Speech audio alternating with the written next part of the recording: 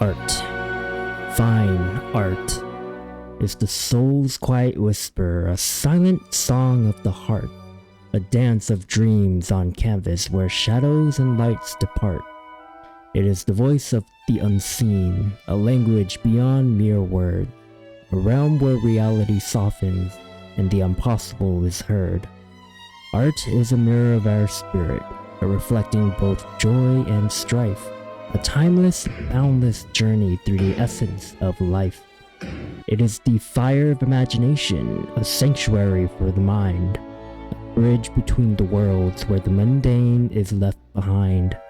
Art is the echo of existence, a tapestry of the divine. In its depth, we find our essence, a fleeting glimpse of the sublime. Hey, I'm Suka, and I'm here to talk about our favorite resonator, Yinlin.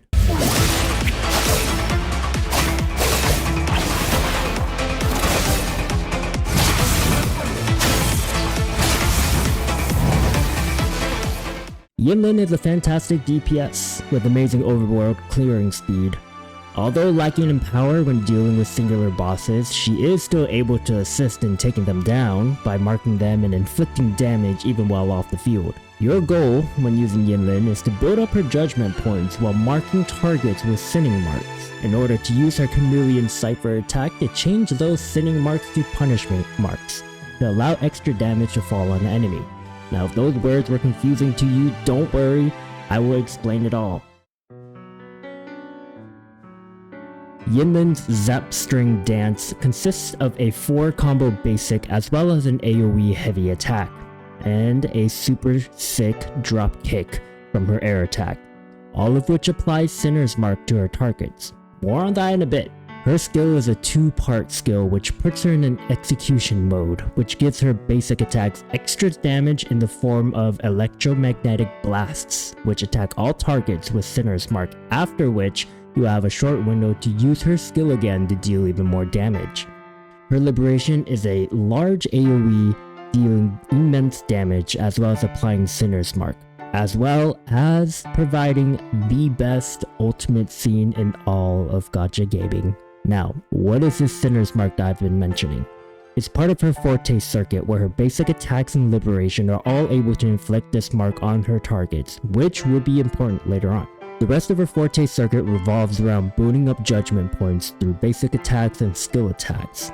Once filled, you only need to hold your heavy attack to unleash a large AoE that also changes Sinner's Marks to punishment marks on the targets that you hit. Punishment marks are wonderful because any damage that you inflict on the enemy will call down lightning to inflict more damage on all targets with punishment marks. So you can be hitting one target and it'll hit everyone on the field. On top of that, Yinlin does not need to be on the field, so you can switch her off and still proc judgment strikes on your enemies. Crazy, huh?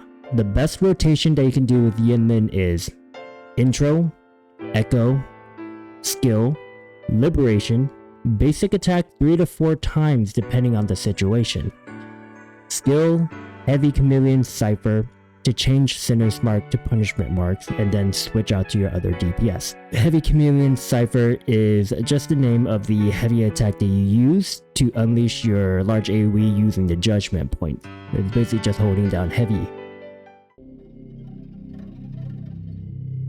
For equipment, I recommend the Void Thunder set for insane boost in electro damage that you receive, and for the forecast in the first slot, I like the Thundering method because its skill boosts your liberation and electro damage on the final hit. For that echo, for stats, I would go for either crit damage or crit rate main stat and some kind of offensive substats like the crits, attack percent, and even liberation or skill damage increase. 3-cost echoes focus on electro damage as the main stat, and the usual offensive substats.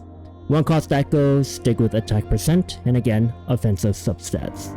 Now my favorite setup is 4-3-3-1-1, which I feel has the best damage output.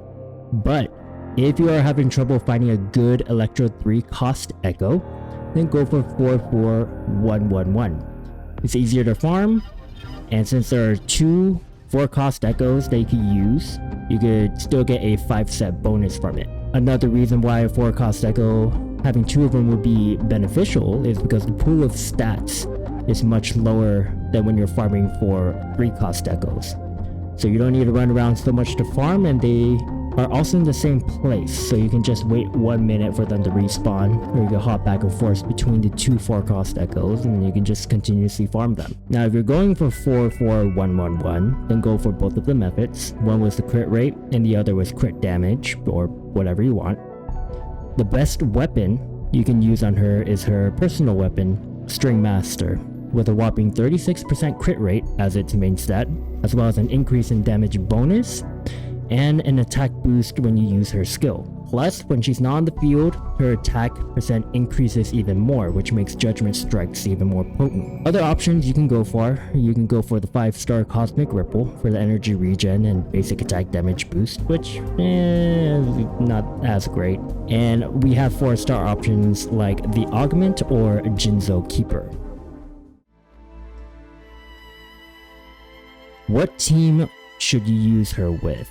Now if you're using her as the main DPS, I would stick any support like Verena or Baizi to boost your damage, and just slot any other DPS you want on the team. As a sub DPS, I believe it was 1010 who noted the fact that Kocharo needed to switch cancel, which made the team with Yinlin an issue. But I believe you can still use Kocharo and Yinlin together. I'm not too sure. I don't have Kocharo, so I can't test it myself, but I still think it would be viable. But the main issue is when you switch out, you lose Yinlin's buff, so it's not as good as it was in the closed beta test. But you can still try it out. Let me know if it still works. Otherwise, there is Yuan Wu, but his damage output isn't as high as Kocharo's, but it's a decent option. But that's it. Give this video a like, comment, and I am having a giveaway, $100 to one lucky person when I reach 100 subscribers, so tell your friends and subscribe. Thanks, catch you in the next one.